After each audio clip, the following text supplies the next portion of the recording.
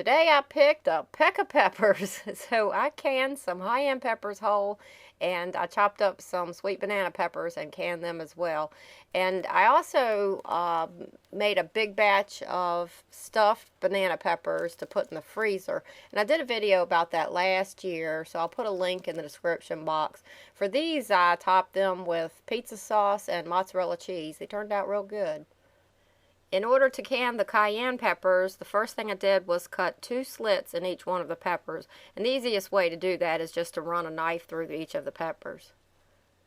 Then I put my vinegar together, and for this you'll just have to make an estimate of how much you'll need, and then put it together at the ratio of 1 cup of vinegar, 1 cup of water, and 1 teaspoon of salt. I brought my vinegar to a boil, I had my lids and rings at a simmer, and I had my jars hot and ready.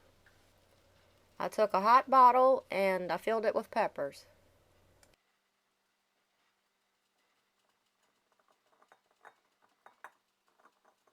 Then I filled the bottle with the vinegar, and you're about to see why you need to put 2 slits in those peppers. See all those air bubbles? The peppers are filling with vinegar. If you don't put the slits in there, then you will can those peppers with the air inside of those peppers. And then later, when the vinegar eventually saturates the peppers and goes inside, one day you'll look and you'll only have like 2/3 of a jar of vinegar. So what I do is I set this bottle aside and give the peppers time to fill with vinegar, and I start on my next bottle. After the first bottle has settled, I'll run a bamboo skewer through it to try to force out any air bubbles that are in there, and then I'll fill the bottle with vinegar, leaving 1/2 inch headspace. Then I'll wipe the rim of the bottle clean and add a lid.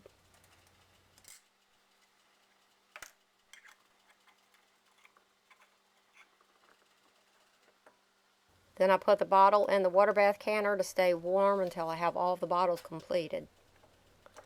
To can the banana peppers, I just filled the jar with the peppers, added the vinegar, leaving 1/2 inch headspace, removed the air bubbles, wiped the rim of the jar clean, added the lid and the ring, and then put that into the pot until all the jars were completed. I made sure there was at least 1 inch of water covering the jars. Then I processed them in the water bath canner for 15 minutes. When the time was up, I turned off the heat, removed the lid, and let it sit for 5 minutes. Then I took the jars out of the canner and set them on the counter on a towel to cool.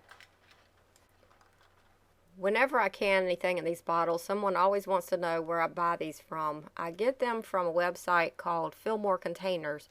And if you buy any, you want to get the ones that are marked CT, which stands for continuous thread. The bottles are threaded like standard home canning jars. You don't want to get the commercial type, lug type of bottles. They're very reasonable. They run less than $6 a dozen, and I've bought several shipments from them, and they pack extremely well. I've never received a broken bottle from them. Now, these bottle lids don't have the little button like standard canning jars do, but when you take them out of the canner and they're hot, the lids will be bowed upwards. If you put a knife across the lid, the top of the lid, you can see that it's bowed, and as it cools and the bottle seals, the lid will become concave, and when you lay a knife across the top, you can see light under it. So that's how I can peppers, and I'll put a link to Fillmore Containers in the description box in case you're interested in the bottles, and a link to my stuffed pepper video if you're interested in another way to use up peppers, and I hope it helps.